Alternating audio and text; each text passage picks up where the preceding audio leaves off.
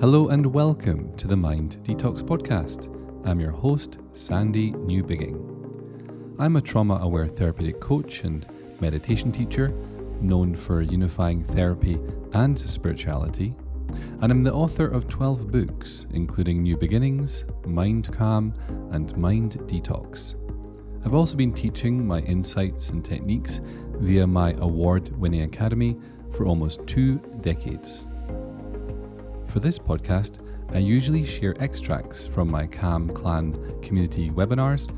I'm also sometimes joined by guest experts for the occasional chit-chat. All so you can heal the hidden causes of anything problematic going on in your life, and so you can access more peace and enjoy the best life possible. I've been a monk and had to get myself out of a spiritual cult. I have a busy clinic with lots of fascinating clients, stories and takeaways. I'm usually creating a course or writing a new book, and I'm on my own journey of healing and knowing myself. So thank you for joining me for this episode. You never quite know what you're going to get, but I hope you get a lot from listening. And without further ado, let's begin.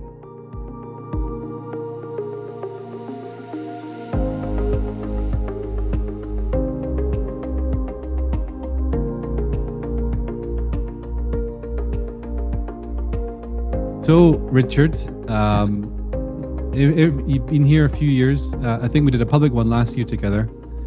Previously, you've been doing it in my Calm Clan only.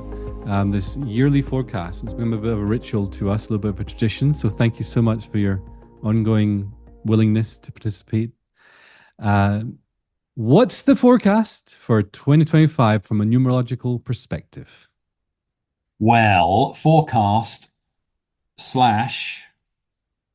suggestion, because we don't want to disempower ourselves too much. There's stuff going on, but there's stuff that we can do. So I think it's important to, yes, forecast definitely. There's things in play now that weren't in play before, but it's really suggestion. What can we do? So remember, so go straight into it. Remember the deal is numbers are energy. Whenever you're talking about numbers, you're talking about energy. That's all you're talking about. Numbers are energy. Numbers are certain types of energy, certain types of numbers, certain types of energy. Therefore, everywhere you see numbers, where there are numbers, there are different energies. So in this calendar that we have, this Gregorian calendar, where it's now, January the 12th, 2025, this made-up thing, this calendar. Yes, it's a completely arbitrary made-up thing, but it's an arbitrary thing we all agree with. So we're all in that energy matrix of 2025, exception if you live in Thailand or the Islamic world or somewhere else like that. But, we're all in 2025. I'm just going to interrupt you there because it's a really important point that you're making, because those that do their research might have discovered that, well, actually, it's the Gregorian calendar. It's not really New Year. We can have the argument that says, well, we're middle of winter and it really starts in March, 1st of April, blah, blah, that kind of stuff. But I like how you put that. Despite that reality, we're all in a collective calendar. We are. Together.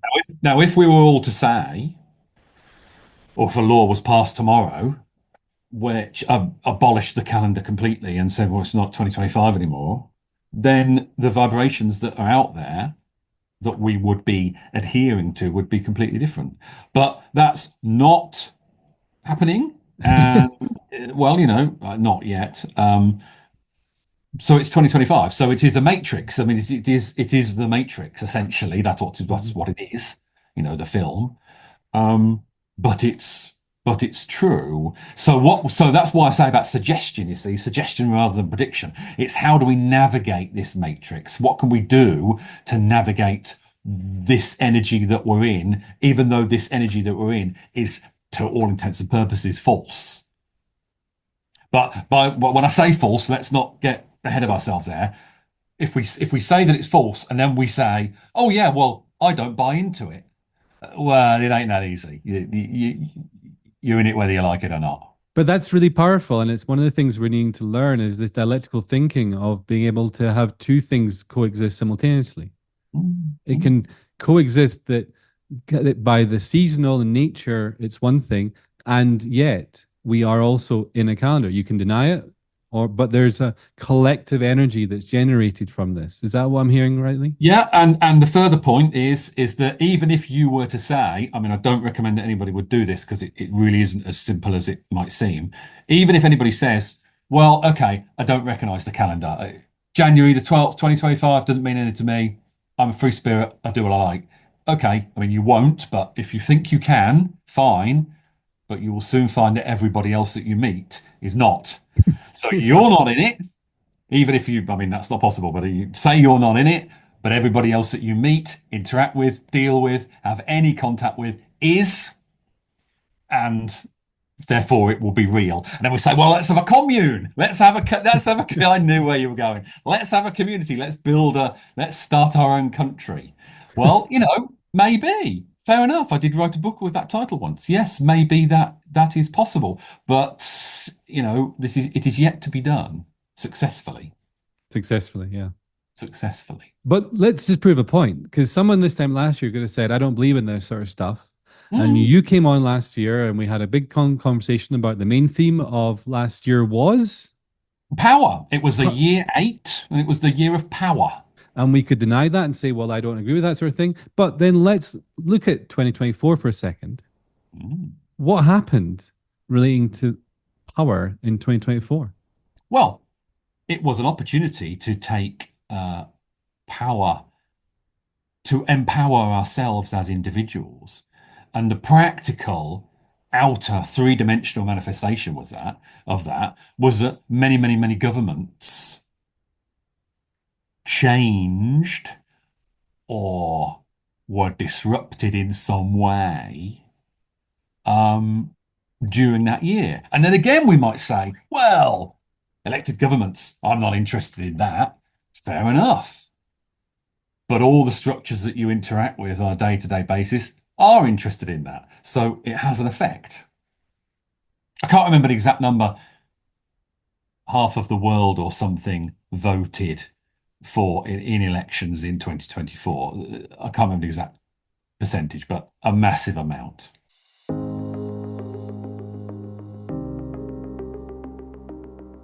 So 2025, year 9, and it's about closure. Yes. What does that mean? It means healing.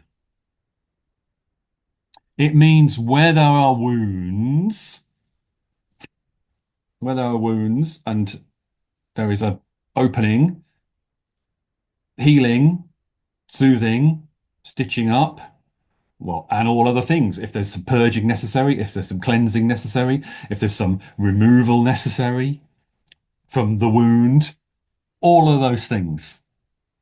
Now, we can do those things any time of the day, of any month, of any year, for any person is a good time to do that stuff. But the point of numerology is to say that there's now an energy out there called 2025, which we decode as 9.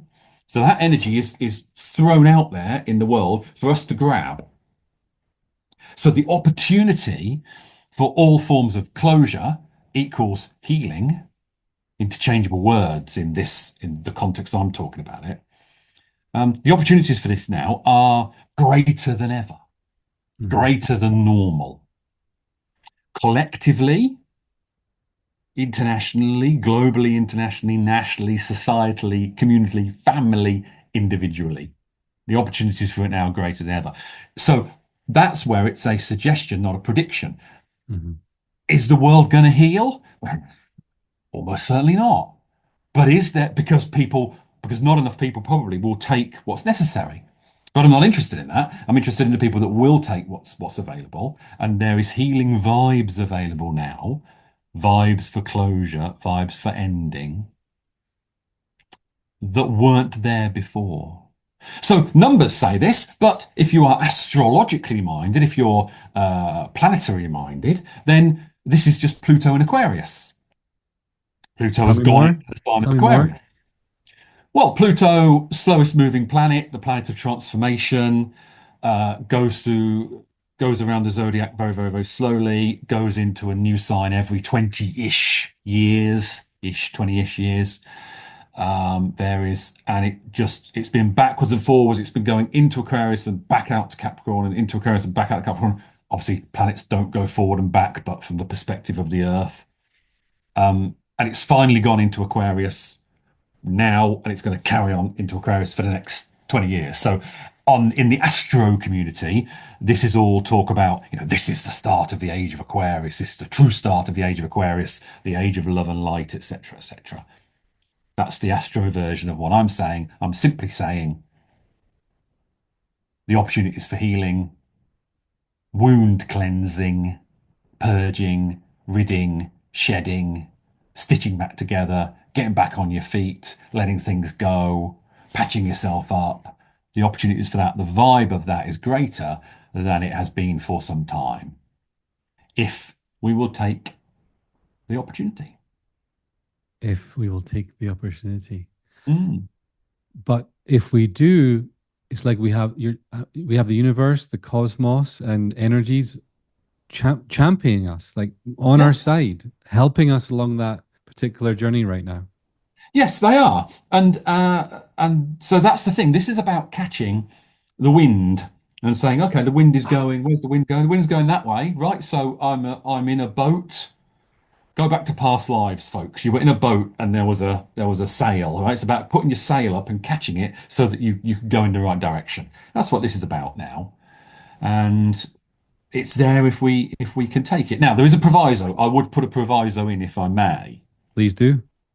Because one of the essential things of 9 is humanity. It's the number of humanity.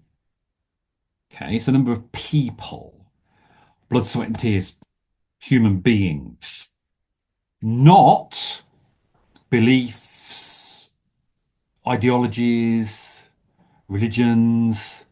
It's not about any of those things.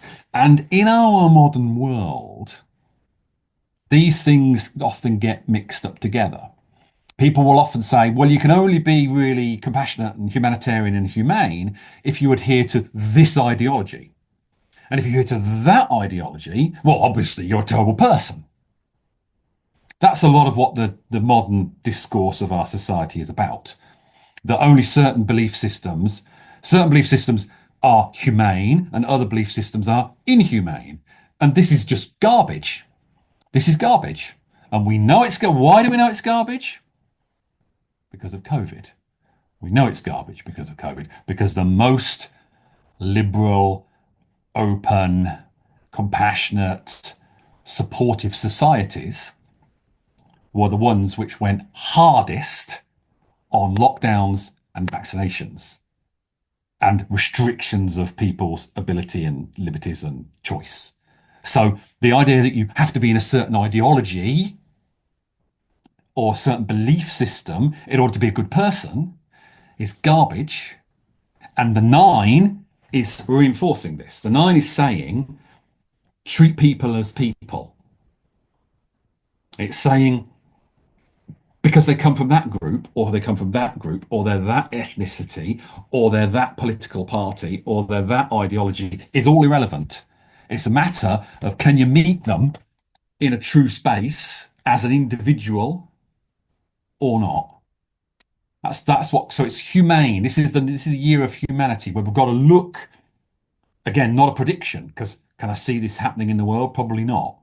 But in the opportunity that's there for us is to deal with people on a human level, not on a belief system level, on an ideological level. Wow. And you might say, hang on, so you or anybody might say, well, I don't have an ideology and I don't have a belief system. Well, you might not think you do, but most people do. You don't really know necessarily until you're faced to someone with the exact opposite and you feel yourself triggered or whatever. Exactly. I mean, it's fascinating. Working with one-on-one clients, I can relate that to one-on-one client work because inevitably I'm going to meet people with a whole range of different ideologies and belief systems, and Some people will come on talking of Trump, for example. They'll be telling me how much they absolutely hate him and he's the end of the world and they're wanting him, whatever. And someone else come on high fiving, going, "Oh, he won," blah blah. And both need some therapy. Does that make sense? Yes. And I have to meet them beyond the ideologies in the the human aspect of themselves. The human aspect in recent years has been lost. It's not lost completely, but it's definitely been cast to one side. So we've had, it's happened differently in different countries. So, in Britain, it's less so now, but I think the sore is still there. The wound is still there. It was Brexiters versus Remainers. And he's like, well, I'm not interested in politics. Yeah, but everybody else was. And that was such a massive issue. And it divided people, and it still divides people. And the view often is, if you voted for Brexit, you're scum, or if you voted for Remain, you're a bloody idiot. Whatever side you take. So this sides thing, this taking sides thing, it'll be the doom of us. 2025 is an opportunity to reconnect with our basic humanity, which means that you can do a good deed for a person who you fundamentally disagree with, and you can accept a good deed from a person who fundamentally disagrees with you. That's what is available to us now. And whether it will happen en masse, I cannot say. I doubt it, probably. But so what? We're here to make the change in the way that we can.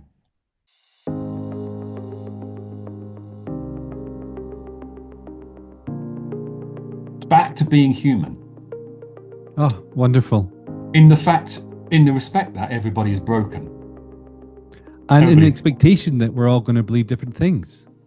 And we're gonna, and that's a good thing, actually. Of course, which gets us to the next part, what we're going to talk about today. Indeed. Authenticity. Yes. And a great way into authenticity, I think, is what you have to share about uniqueness.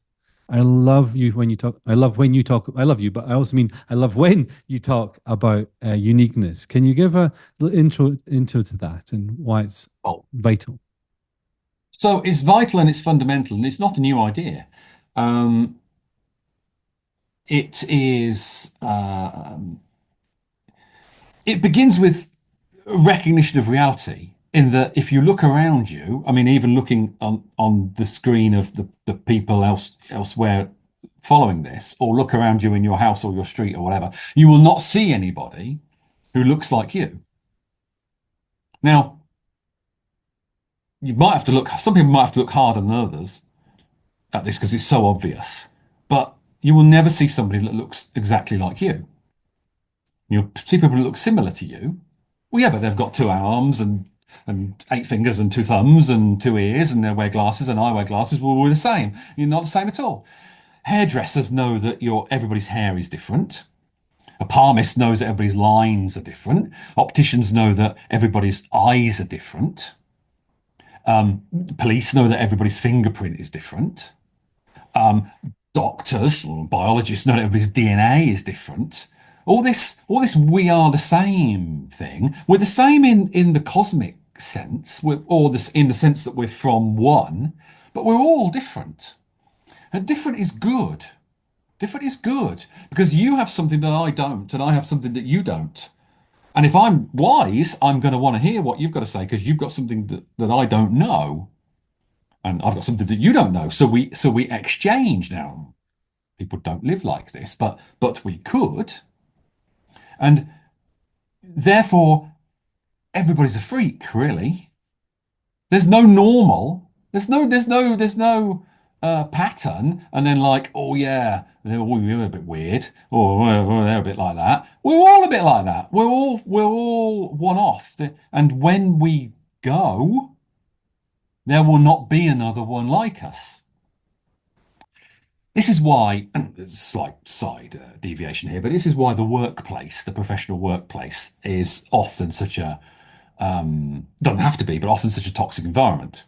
Because you you're very rarely a person. You're very rarely an individual. You're a title. You're a job title. So you are administrative assistant, whatever. I've just made that up. And then you leave and they get another administrative assistant to replace you.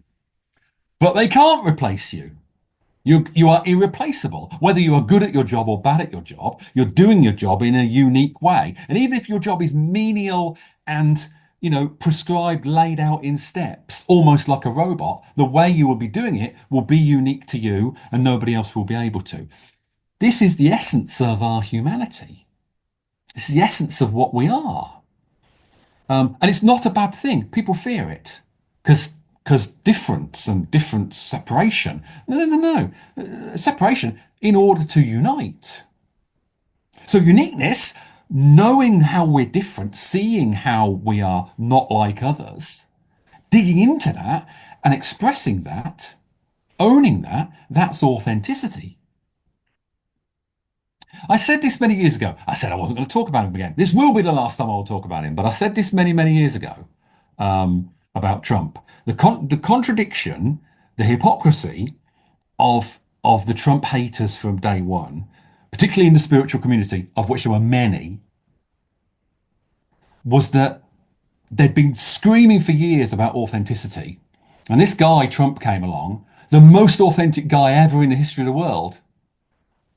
Not what you like, don't like it, but it's real. Doesn't give a damn. It's just who he is. It's not a front, it's not a fake, it's just who he is. Like it or not like it. Most authentic person ever, and suddenly they don't like it. So there's the massive failure to accept true uniqueness. There's been a real block with it. Everybody's different. We can't expect that the person over there, the person over there, the person over there is going to see things in quite the same way that we do. They're not going to feel exactly the same as us. They're not going to think exactly the same as us. And that's good, because that means they're offering something different to contribute to the whole. And that's authentic. The more you can be, uniqueness, authenticity, and what does that take us to? Healing. But I want to interrupt there just briefly and say, or add to and say that everything you just shared there is the science of why you matter, why every single person here matters. And you can be believing your mind that might be saying you don't matter, or you're not making a big difference in the world, or whatever. But simply by you existing in your inevitable uniqueness, there's a contribution. There's something that couldn't exist if you weren't here. And that's how valuable you are. But we access that through our authenticity, through embracing our uniqueness and punching the air and going, yes, I am a freak. Like you said earlier. Yeah, and I'm a mess, and I'm broken, and all these other things, none of which are true, incidentally, but they're just descriptors that we give to try while we're working it out. It's about being the real, raw, honest self, free of facades. Yeah. Now, hang on. So, if you want to make a difference, if we want to make a difference, we have to be ourselves, right? If you're going to do your purpose in this lifetime, you have to be yourself. But sorry, you're getting me excited now. But anyway, no, it's all good, and it's all true. But let's not get it wrong. We're not going to, but let's not get it wrong. This doesn't mean that you don't have to improve. You do have to improve. What does improvement mean? It'll mean something different for different people. It won't be the same for each person, but there will be a state that you are, which might be, well, it will be whatever it is, and that's fine. And there will be a state in you that you can reach. And it's not a state which others want you to reach. So it's nothing to do with getting married at a certain age, having a certain type of job, certain income, certain qualifications, certain status in life. It's not about that. I mean, it might be about that for you, but it's not about that for everybody. But there are two states in each person. There's the where they are now and the potential that they could have. So, and whatever that may look like for the person, and that will still be unique. But the uniqueness doesn't mean, oh well, I'm just a mess, that'll do, I won't bother. It's, yeah, okay, I'm a mess, but I'm going to try and be a different kind of mess. That's important. That's an important bit, because the uniqueness bit is sometimes taken as, oh yeah, well that's my get out of jail free card to be a complete F up. And it's not. It's not that. You don't get a jail you don't get a get out of jail free card just by saying, well, it's me. It's just me. It's just what I'm like. That's no good. That's It's no a good cop at all. out. It's a cop out. So then we say, It's also a okay, but hang victimhood. on. It's also victimhood as well. Well, it is, but it's also, well, it's failing to work through the whole implications of it. Nobody can say, well, numerology and things might be able to help you, but nobody can say what it is that you should do. This is where you should get to. But I think everybody knows when they could be doing better, and that, so there's a lot to unpack there and a lot to dig into for each person. But that's the journey. So I'm simply trying to say that the uniqueness bit is not a fixed, done, there I am, nothing needs to change, no growth, no improvement. There's a process that's got to be undergone, but it's a unique process. And it doesn't look the same for each person. It doesn't look the same for any two people, in fact. I love the fact that I feel I've been many people in this one lifetime. Yeah, indeed. I love that. I love that I've been so many different Sandys over the years, and I'm hopefully going to be so many different Sandys I haven't met yet. But it's part of that journey of what you're talking about here. I'm unique right now, but I'm also going to be unique in 5 months, in 5 years, or whatever. Does it make sense? A different unique. That's what's interesting about it. And unique is not, so we're not talking about ego. We're not talking about bigging up the self. We're not saying special, although we are saying special, but we're not saying better. Yeah, we are saying special, but we're not saying better.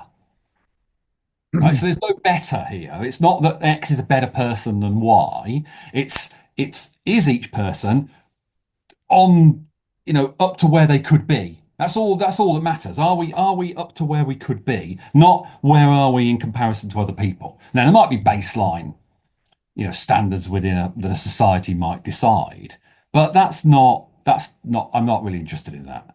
It's the uniqueness of each individual and the working towards a higher form of that, and never seeing that as therefore other people are rubbish. It's actually the opposite. It's therefore everybody else is really valuable.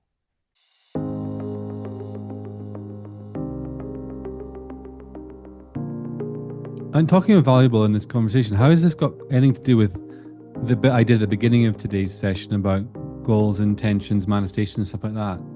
Well, for me, it's not necessarily about getting the thing. It's what I learn and grow and heal and discover as I'm getting the thing. Does that make sense? So raising the bar for us, however that might individually, the goal you might set yourself this year or the few intentions you might have, what they do is they enable and promote that process of self-discovery and unique expression. Does that make sense? So, for example, I set this goal of wanting to be a better husband or wife or partner or whatever. That's a great intention to have, because it's going to show you where you're not being, or where there's growth, where there's healing required. Like what you're talking about right now, where there's, it's not just saying, well, I'm just the way I am in my marriage, accept me, or whatever. It's actually, how can I be better? Yes. But without some sort of intention of being better, we don't get to see it. It doesn't get highlighted. Does that make sense? What Absolutely. we need to do, what we need to heal, what we need to change. 100%. But as you suggested there isn't really any such thing in life as win or lose. There's only win or lose in relation to, are we doing the best that we could do? Are we making some progress to what we individually, uniquely might do? But in the realm of life, there isn't really any such thing as win or lose. because what matters more is what we learn from when we win or when we lose. I mean, it's a bit philosophical, but it is true. It is true. I mean, I deal with all sorts of people from all walks of life, high and low, we might say, of society. And the high are not high and the low are not low. I mean, it's not, it's the people that we hold up in society as winners, they're only really winners if the barriers that they've smashed through are personal ones. It's the only time they're really winners, actually, in truth. Society says otherwise. Society says, no, there's a standard that you've got to, if you achieve this, you're a winner. If you don't achieve this, you're a loser. It's all garbage. That's nonsense. It's whether there's a path we've all got to go on. There's barriers through which we can smash individually. If we can do it, we win. That's the only term, that's the only way that winning, losing means anything. It's about learning. Life's about learning. But we're often seeking acceptance from people that we might put on a pedestal, or this idea of success, or a good human, or whatever, an archetype, or an ideology, or whatever. And you raise a really important point about, why it can be hard to be yourself. Well, we're talking about being unique, but it can be hard to be yourself because we've stopped being our unique expression in self in order to be loved, accepted, wanted. You know what I mean? And one of the biggest things I had to overcome in my journey of being more authentic was exactly that, 100%. I mean, I would also say that there is a war on against uniqueness in our society, in our civilization. Mm-hmm. Because if you're really in your uniqueness, in other words, if you really have your own thoughts and your own mind and your own your own feelings about things, you're less easily controlled by the system. So there is absolutely a war on against the unique individual. The person that decides to go their own way and do their own thing. It's society, those that run society absolutely do not want it. So that's a big factor. And you see this in children. The generation, it varies, but many, say, under 18s that I encounter, if they've been put through the school system, they are the most conformist people you've ever met in your life. The uniqueness is, being squeezed out of them. Fortunately, in my opinion, it never can be completely squeezed out because it's an aspect Mm-hmm. of the soul. It's Mm-hmm. an aspect of the essential thing of being human. So it can't be destroyed. It can't be completely crushed, but it certainly can be suppressed. Yeah. So if we're talking again about healing comes from you can't get healing, you can't get peace if you're suppressing that unique aspect of it. You gotta let it flourish. But that's the way we're gonna. If there is a way to heal the world, change the world for the better, it's us stepping into our uniqueness, embracing our authenticity. Surely. Absolutely. Surely. And the consequence of that is that when you are in uniqueness and you are in authenticity and you are on a path of healing, then actually you start becoming more powerful. And well, the system is always going to say, well, we can't have that, can we? But nonetheless, it's the way. It's the way. Okay, so year 9. Healing, closure, releasing what no longer serves. It doesn't necessarily mean you have to leave your partner or whatever, but you might want to see what patterns or things in the relationship aren't working for you anymore and see if you can let go of these patterns. It doesn't need to be a baby out with the bathwater type scenario. It's with my Cam clan today, I was like year 9, and it's also 9 years since I opened it. So I was thinking, is it time to close it? And I was like, well, actually, no, it's the time to let go of the things that are no longer serving, for example, and I've made a few shifts this year already in my community, for that intent. Does that make sense? So it's not just about so black and white. It's not so black and white. If I may, endings plural, so it's not the end. Mhm. It's, oh, that aspect, yeah, we're done with that. Oh, but that one's fine. Oh, that aspect, yeah, no, that way of doing it, that needs to come to a close. But that way of doing it, that a different thing, I just need to not do it like that anymore, do it like that now. So that's all types of endings, every way you could think of the word. And honestly, it's so linked with authenticity because it's the authentic self within you that is kind of guiding this from the quietly in the background when it goes, that's not okay for me anymore. That I don't want to be that way anymore. That's not really me. You know, that it's you can't try to be authentic because that's still a kind of trying to do something and be something, and it's almost can be a facade again. It can be a persona again. The authentic self never leaves us. It's the bit that's quietly when you do something and afterwards you go, "No, I don't feel good about that. That wasn't right, or I don't want to be that way moving forward." That's your authentic self calling. Okay. Well, I would call that the authentic self. I would call that the soul. It seems same, right? Ultimately. Yeah. So not the mind, not the feelings, not the body, not God even, the soul, and that's the authentic self. But in some people it's buried deep down. In other people it's much more on the surface. But it's always there in everybody somewhere, somehow. I was doing a therapy session. I was receiving therapy with a very good therapist that I admire very much. And we're like session 5 or session 4 into this series of sessions. And there was this moment where I realized I was still presenting to the therapist my facade, my persona. The I was hiding bits of myself that I was still ashamed of because that was the therapist that helped me with toxic shame. But anyway, and there was a moment where I could just so clearly see how could she help me if I was only presenting a facade? She could only help the facade. She could only help the persona. And I was keeping this bit hidden from myself, you know? And so I did a statement that day, an affirmation that I'm sharing with everyone today that you might want to play with. And it was simply, I am free of all facades, being the real and raw me.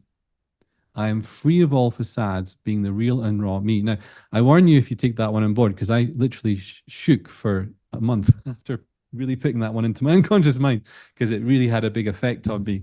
Um, but it became so obvious when I was presenting a persona of Sandy, you know, and the version of Sandy that I believe was most lovable, most wantable, most likable, you know.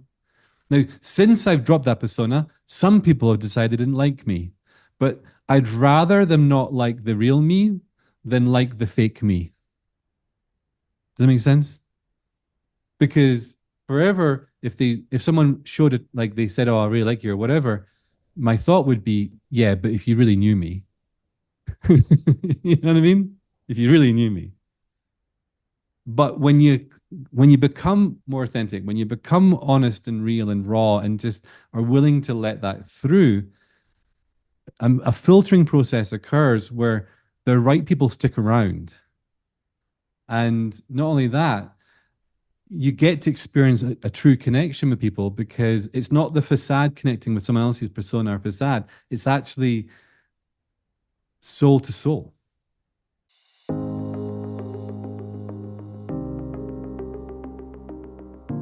The authentic self, the soul, is not fragile.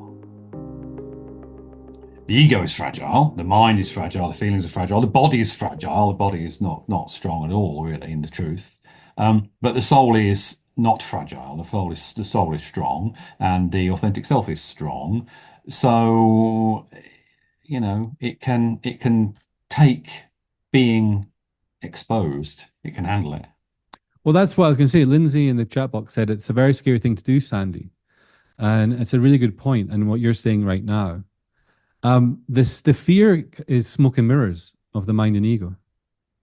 That's the funny thing. Like you know, when you actually finally see it for what it is, it loses its power, and the fear goes. You know, the fear goes. I do an analogy whereby, if you were in your bed one night and it was dark and the lights were off, and you look over at the wardrobe in the corner of the room and you think you can see a hand reaching out from behind the door, you're going to be scared and maybe anxious and worried or whatever, frightened. So you turn the light on and you realize it's just a shirt sleeve caught in the door. The minute you see the smoke and mirrors, the illusion for what it really is, what happens to the fear? It goes instantly when you see things for what they really are. When you see the things for what they really are. And it's very similar to that. It was for decades, I was scared of being myself, showing myself, being the real raw me. But it was smoke and mirrors and illusions that were actually stopping me. When I finally saw through them by turning the lights on, it's like, oh, actually, it wasn't so scary after all. It wasn't so scary after all. Richard, is there anything you want to make sure that you've said today to the guys with us, based on what we've been talking about? Let it go. Apparently that was in some film. I've never seen the film. The film was out many years ago and it should have been out this year. Let it go. Whatever it is that's been problematic for some time, not just something that's been annoying for 6 months. It's something that's been problematic for years. The tide the tide that can take it away from you is now here. It's arrived.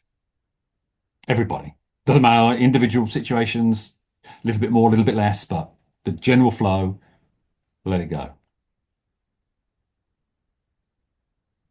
Beautiful. Beautiful. What I want to end on is following on from authenticity. And it's something I wrote last year about this, and it's a quote that's on my screen right now, so I want to share it with everyone. To be authentic, we must free ourselves from the fear of being ourselves.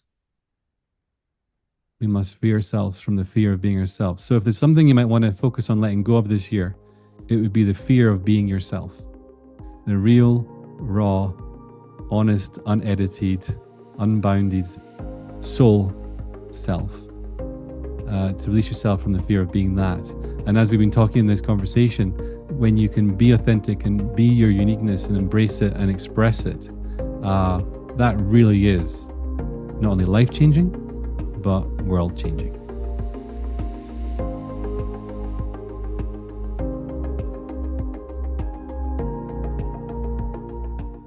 Thanks for joining me for today's episode. Please like, subscribe, and write a review wherever you happen to be listening. It really does help to support me and this podcast. For more information about my one-to-one sessions, Cam Clan community, books and academy courses, head over now to minddetox.com.